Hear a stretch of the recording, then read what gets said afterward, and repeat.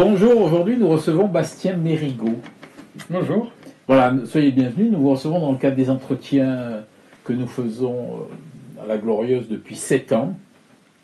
Voilà, donc vous avez 41 ans, vous êtes maître de conférence spécialisé dans la biodiversité marine, les écosystèmes marins, pour promouvoir une pêche et une aquaculture durable. J'ai lu ça sur votre fiche, donc vous êtes chercheur, vous faites de l'analyse des données, vous êtes basé à Sète et vous occupez de regarder ce qui se passe un petit peu sur la Méditerranée et l'Atlantique. Exactement, ouais. Donc, ouais, effectivement, je fais Est-ce que vous pouvez compléter? Oui, bien sûr.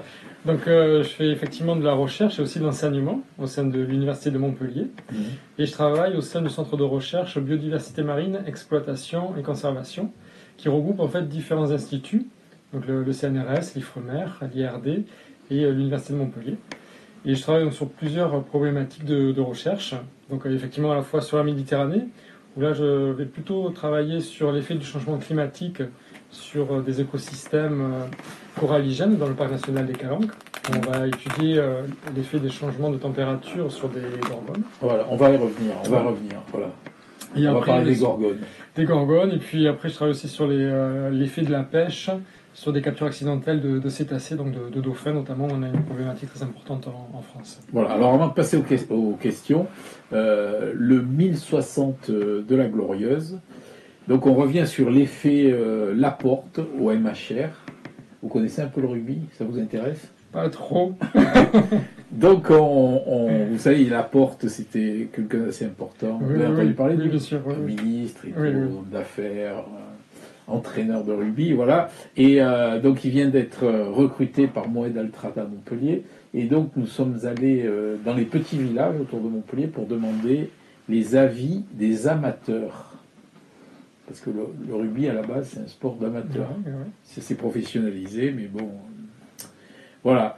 Donc, ça, c'est la une. Ensuite, on revient sur la déclaration de la ministre qui nous a laissé un peu perplexes. Lorsqu'elle est venue la semaine dernière, elle nous a dit, en fait, vous êtes déjà une capitale européenne de la culture.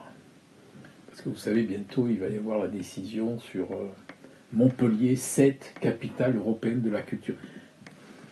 La ministre donc a dit cette phrase un peu hermétique. Donc on essaye de comprendre ce que ça voulait dire. On revient sur Jaoul, là, qui veut partir de la métropole de Montpellier. Jaoul, c'est le maire de Saint-Bresse, dans le nord-est de Montpellier. Il veut partir, donc de la fosse le met au pain sec et à l'eau. C'est la politique locale. Ouais, c'est un peu loin de Sète, mais à Sète, il se passe des choses. Bien sûr. Mais Sète, c'est différent de Montpellier. Voilà. Et ensuite, on revient sur Vendargue, là, qui a donné à un promoteur un permis de construire qui fait beaucoup de bruit. C'est à côté de l'église de Vendargue. Donc, ils ont fait un trou énorme à côté de l'église. Ils ont trouvé les fondations de cette église, et donc le passé refait surface. Voilà 4 sujets, mais bon, parmi les 50-60 articles qu'on donne dans le prochain numéro. D'accord, intéressant. Voilà, donc Bastien Mérigot, donc vous occupez de biodiversité. C'est quoi la biodiversité? Alors, la biodiversité, c'est un concept très très large, puisqu'on peut parler de la diversité des gènes au sein des individus, on peut parler de la diversité des espèces au sein des communautés. On peut parler aussi de la diversité des écosystèmes, c'est-à-dire à la fois des êtres vivants et puis des conditions dans lesquelles ils vont occuper cet espace-là. Donc la biodiversité, finalement, c'est intéressant de pouvoir la définir plus spécifiquement en fonction de ce qu'on souhaite étudier. Et donc au niveau de l'habitat, au niveau de l'écosystème. Donc nous, on va parler de biodiversité marine. Marine, plus spécifiquement. Voilà. Et au sein de la biodiversité marine, c'est pareil, on peut s'intéresser à des petits organismes, à des organismes un peu plus grands, comme des poissons ou des invertébrés.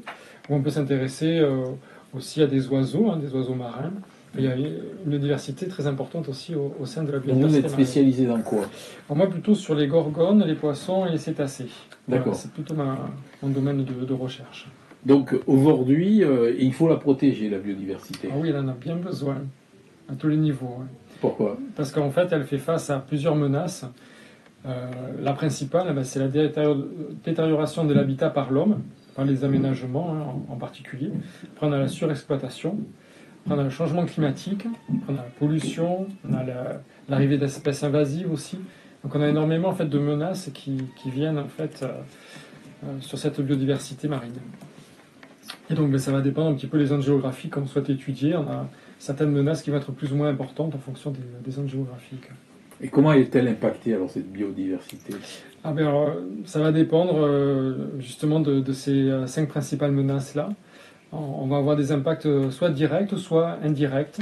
Par exemple, un impact direct, ça peut être l'effet de la pêche. On va extraire beaucoup d'individus de certaines espèces qui peuvent menacer à long terme des populations. Et on peut avoir des effets plutôt indirects via le changement climatique, qui peut entraîner des changements de courant, par exemple, ou des changements de température, qui peuvent affecter par la suite la distribution des espèces et même leur abondance. Aujourd'hui, quelle est la menace la plus importante? C'est justement les aménagements que font l'homme, donc la destruction de l'habitat. Donc Et la destruction du cordon littoral, on va oui, appeler ça comme ça? Voilà, oui. C'est-à-dire les empierrements, toutes ces choses-là? Voilà, tout ce qui est aménagement de littoral, mais aussi l'activité de pêche, comme le chalut qui va en fait racler le fond des océans pour capturer des poissons. Ça, c'est une méthode de pêche, par exemple, qui est très destructrice. D'accord. D'autres menaces importantes? Après, ça va être le changement climatique qui intervient aussi. On voit les effets en fait sur la distribution d'espèces, notamment de poissons, qui vont être affectés sur leur gamme de distribution, en fait, sur les zones géographiques. Il y a un dossier là dans la région, c'est les éoliennes. Oui. Vous en avez entendu parler? Oui. Qu'est-ce que vous en pensez? Alors moi, personnellement, ce que j'en pense, c'est que le milieu marin, c'est un des espaces jusqu'à présent qui a été relativement vierge du point de vue infrastructure amenée par l'homme. Quand on va en mer, quand on fait de la voile, du bateau, on voit cette immensité qui est magnifique, qui est totalement vierge. Et c'est vrai que ces infrastructures-là vont apporter quand même une modification du paysage. Maintenant, c'est vrai que d'un point de vue énergétique, ça peut apporter quand même des ressources supplémentaires à l'homme qui sont vraiment importantes. Ce qui va être crucial, ça va être l'installation en fait de ces installations-là. Donc là, il y a des études qui vont être mises en place justement pour essayer de déterminer l'état de la diversité avant et puis après l'installation de ces systèmes.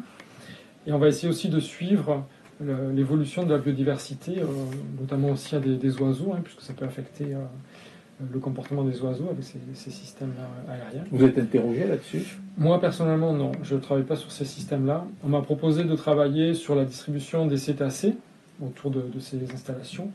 Mais donc, pour l'instant, j'y travaille pas encore. Je suis sur d'autres sujets là d'actualité. D'autres choses menacent les écosystèmes marins? Oui. Alors moi, sur l'aspect là sur lequel je travaille beaucoup en ce moment, c'est les captures accidentelles de dauphins par la pêche que l'on rencontre sur l'océan Atlantique, la façade atlantique française notamment, entre la Bretagne et puis le Pays Basque, donc dans le golfe de Gascogne, où on a en fait des taux de capture qui sont très importants. On est entre 4000 voire 10 000 individus par an qui sont capturés. Dans les filets? Dans les filets de pêche, ouais. C'est énorme. Et voilà, par rapport à la taille qu'on estime de la population, ça ne peut pas durer des décennies comme ça, quoi. On estime qu'au-delà de 30 ans, ça risque d'être très compliqué pour Ils ne peuvent pas les relâcher Non, en fait, ils sont capturés morts, c'est-à-dire qu'ils s'emmaillent dans les filets et puis ils meurent par asphyxie. Ah d'accord. Parce que les dauphins ont besoin de revenir à la surface pour respirer. Donc là, quand ils sont emmaillés dans les filets, ils ne peuvent pas s'en détacher et revenir. Donc en général, quand ils sont capturés, ils meurent. Donc là, j'ai monté un projet justement pour créer des balises acoustiques bio-inspirées qui vont être disposées sur des filets et qui vont émettre un son en lien avec leur système d'écolocalisation, c'est-à-dire de leur sonar, pour essayer de leur communiquer directement une information de la présence du filet pour éviter qu'ils s'en approchent. En fait. Et alors, ça marche? Alors là, on a fait des tests qui sont très prometteurs. Et donc là, maintenant, on doit le déployer sur un très grand nombre de bateaux professionnels de pêche pour avoir suffisamment de données et voir si statistiquement on diminue les captures accidentelles. Donc ça, c'est le gouvernement français qui a mis en place un plan d'action où vont être testés différents dispositifs technologiques pour voir ces limitations-là. Quel genre de pollution affecte la biodiversité marine? Alors la pollution, ça peut être principalement de la pollution chimique. En général, quand on parle de pollution chimique, on peut faire référence aux émissaires.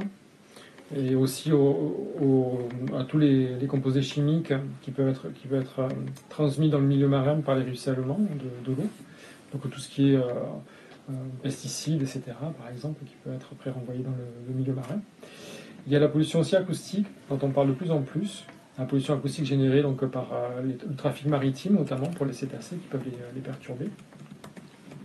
Donc ça va être les deux principales pollutions, pollution chimique et pollution acoustique. Et les pétroliers, enfin là, tous ces bateaux qui déversent, oui. Alors ça, je le mettrai aussi dans pollution chimique. Je ne l'ai pas pris comme exemple, mais effectivement, oui, complètement. Ça fait partie. On le voit même des fois avec les problèmes de marée noire, etc. Quand ça arrive, c'est dramatique ça pour la biodiversité marine. Mais c'est clairement de la pollution d'ordre chimique, quoi. D'accord. Alors, vous parliez tout à l'heure de l'émissaire en mer. Ouais. Bon, nous, on a un émissaire en mer qui arrive à peu près à 7-8 km au large de Palavas. Oui. Est-ce que ça a modifié la biodiversité marine? Ah ouais, non, je ne connais pas cet exemple-là précis de cet émissaire-là. Parce que nous on est allé plonger il y a quelque temps. Ouais. Et on a trouvé une biodiversité assez particulière. Ouais. Ce que j'allais vous dire, je connais plus l'exemple de Marseille parce que j'ai fait mes études là-bas et j'ai beaucoup plongé là-bas. Et effectivement, autour de l'émissaire, on observe un changement de diversité assez important. C'est-à-dire sur la nature des espèces, sur l'abondance des espèces.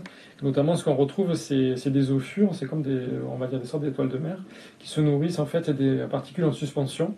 Et donc, en fait, on a des paysages en fait sous-marins remplis de ces zoophures-là, parce qu'elles viennent à proximité de l'émissaire pour se nourrir de toutes les particules qui sont émises par les égouts, quoi.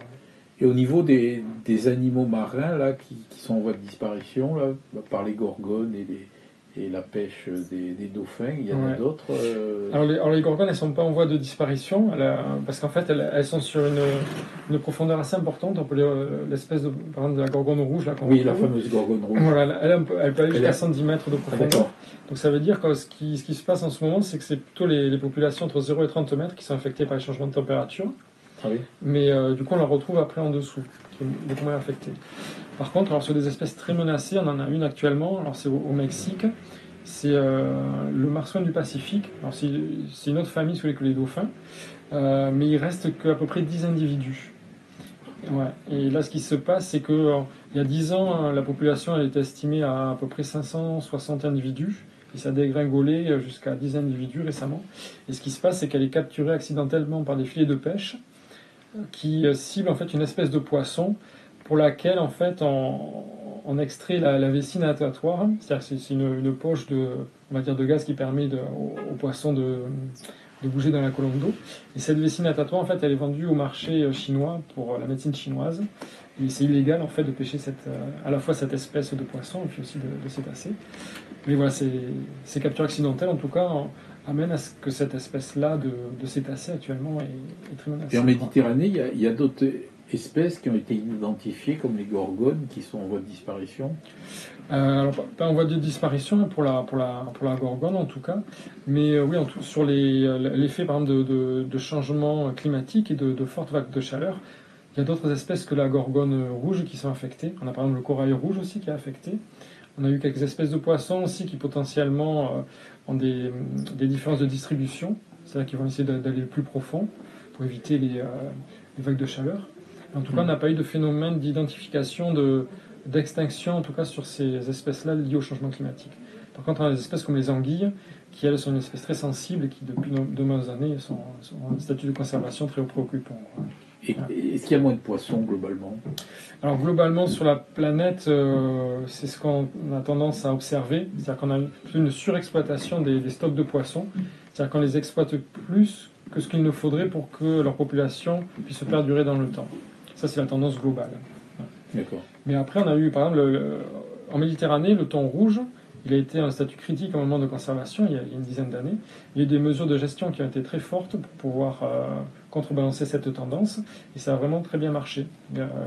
On a eu en fait des quotas qui ont été mis en place, des observateurs scientifiques qui vont sur les bateaux de pêche, c'est très contrôlé Et en fait, les stocks de thon rouge ont pu se rétablir. Et maintenant, on est sur une tendance beaucoup plus favorable pour la population de thon rouge. Alors j'ai vu que les scientifiques ils parlaient de 6e extinction de masse des espèces. Oui. Ça veut dire quoi?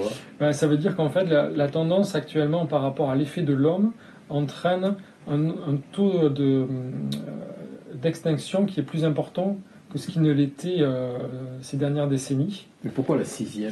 Les 5 premières, Les 5 premières, c'était dû à des phénomènes naturels d'extinction, à des événements climatiques ou des dinosaures. Exactement, c'est ça, exactement ça. Et la 6e, elle est liée en fait directement et indirectement à l'homme, c'est-à-dire directement par rapport aux activités qu'il peut avoir, donc destruction de l'habitat, pêche, et indirectement via le changement climatique qui peut affecter aussi certaines espèces. Comment voit-on le changement climatique dans la mer? Est-ce que vous avez des exemples? Ouais, typiquement les gorgones, c'est un exemple vraiment criant. Vous avez d'autres exemples? À part le changement climatique sur les gorgones, on a aussi sur les poissons, on a des changements de répartition des poissons. Par exemple, des poissons plutôt d'affinité eau froide qui vont tendance à remonter dans les latitudes pour retrouver cette eau froide parce qu'elle est plus chaude dans leur milieu habituel. Ça, c'est quelque chose qu'on rencontre pour beaucoup d'espèces de poissons dans différentes zones. Après, on a les coraux aussi en milieu corallien. Là, c'est quelque chose qui est très criant avec les phénomènes de blanchiment qu'on connaît bien. Ça, c'est un autre phénomène. Donc ça, c'est les 3 groupes d'espèces sur lesquels on retrouve beaucoup de... Alors, il y a le trait de mer aussi qui change un petit peu. Vous dire le trait de côte avec le niveau de la mer, ouais. Alors ça, c'est vrai que sur notamment les scénarios, même dans les années à venir, où on s'attend à ce qu'il y ait une élévation à la moyenne du taux de la mer. Et c'est déjà observé dans certaines zones. On le voit même lors d'événements climatiques, lors de tempêtes. Ça a tendance à croquer le trait de côte, notamment en Atlantique. Là, on l'a vu avec les dernières tempêtes qu'il y a eu. C'est dramatique. Votre regard là, sur la destruction des milieux naturels liés en particulier à l'urbanisation croissante, vous regardez un petit peu ce genre de phénomène ou alors, moi, je n'étudie pas directement. C'est-à-dire que mes études ne portent pas directement sur l'effet de l'urbanisation sur la biodiversité, mais forcément, oui, je suis très sensible, puisque pour moi, le milieu marin, au-delà de mon métier, c'est aussi une passion. Hein. Je pratique différentes activités en lien avec le milieu marin, la plongée, la voile, etc. Donc forcément, l'urbanisation, j'y suis aussi très très sensible en termes de citoyen. Parce qu'à Montpellier, là, il y a une polémique. Là, on vient de planter 8 arbres sur la Comédie, sur une place très minéralisée. Ouais. Voilà. Donc, au niveau biodiversité, c'est un peu étonnant, quoi. Ces arbres, ils vont chauffer. Oui, vous avez un regard là-dessus? Moi, en milieu terrestre, je travaille beaucoup moins sur le milieu terrestre. Mais bon, effectivement, tous ces aménagements là qui sont un petit peu parfois, comment dire, on essaie de mettre en avant la biodiversité symboliquement, mais finalement, concrètement, ça n'a pas trop de sens pour les espèces qu'on essaie de réimplanter. Bon, c'est souvent peut-être des volontés politiques, d'affichage, de dire qu'on prend soin de la biodiversité, alors qu'il y a peut-être des mesures à faire beaucoup plus fortes dans d'autres endroits. Vous habitez à Sète, là, il y a eu une grosse polémique là, sur ce parking, cette place remembrée. Ouais. Les travaux ont commencé. Oui, les travaux ont commencé d'ailleurs, oui, tout à fait. Vous avez un regard là-dessus, en matière de biodiversité? Bon, c'est pas marin, mais bon, Sète est une ville marine. Oui, c'est une ville marine, ouais. Non, mais là, effectivement, il y a une polémique par rapport aussi à des espèces d'arbres qui étaient là, alors qui vont essayer de pouvoir après, a priori, remettre, mais bon, on va voir ce que ça va donner. Ouais. Ça, c'est pareil, c'est des volontés politiques, bon, pour pouvoir... Pour pouvoir montrer qu'ils font quelque chose. Ouais, c'est ça. Ouais. Mais bon, après, en pratique, c'est très, très symbolique, quoi. Là. Est-ce qu'il y a des grandes politiques qui sont mises en place en faveur de la biodiversité? Oui, il y en a. Par exemple là, sur des phénomènes comme ça de changement climatique, il y a eu des objectifs qui ont été définis par plusieurs pays au monde pour essayer justement de réduire le taux d'émission de CO2 et donc potentiellement de limiter l'augmentation des températures. Oui. par exemple. La Voilà, COP, la COP. ouais, voilà, exactement. Voilà. On en parle aussi. Mais voilà, c'est assez compliqué de pouvoir maintenir ces objectifs-là, mais en tout cas, il y a des volontés de pouvoir effectuer des mesures concrètes pour limiter ces effets sur la biodiversité.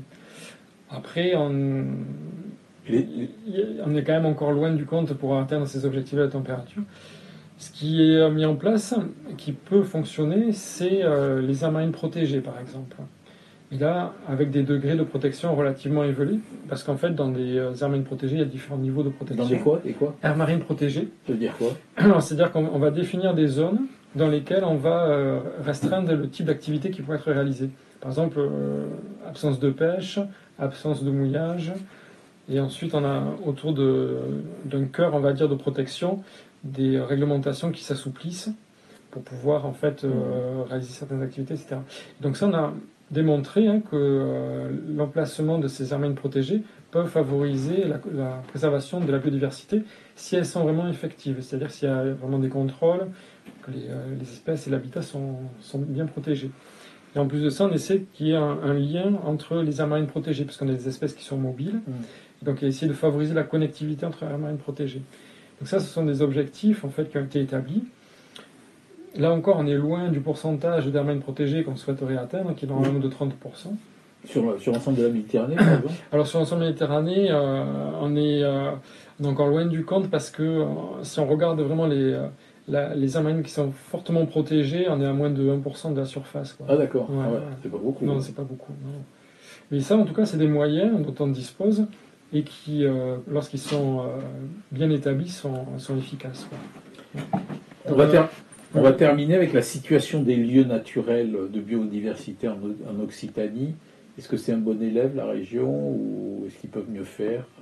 Quel est votre regard là-dessus? Oui, non, effectivement, il y a un effort important qui est fait de plus en plus vers le milieu marin, parce qu'on a une région quand même au niveau terrestre qui a mis en place des réserves et des zones protégées, et de plus en plus aussi, il y a des efforts qui sont faits au niveau marin. On a notamment à Agde une réserve qui a été mise en place. On a aussi Elle est où cette réserve? À Agde, en fait. Autour de l'île? Ouais, autour de l'île, et puis un petit peu aux abords du littoral, pas uniquement autour de l'île. Ouais. Et ensuite, on a le parc marin du golfe de Lion, donc, qui est beaucoup plus vaste, où là aussi, ils implémentent des réglementations pour essayer de préserver la biodiversité. Donc au niveau régional, il y a des efforts importants qui sont réalisés. Ouais. Ouais. Très bien. Vous voulez ajouter quelque chose d'autre? Non, après, j'ai pas d'autres informations plus particulières par rapport aux questions que vous avez posées. On a fait le tour? Ouais, je pense. Ouais. Bon, très bien. Ouais. Je vous remercie. Merci à vous. Bonne continuation. Merci à vous.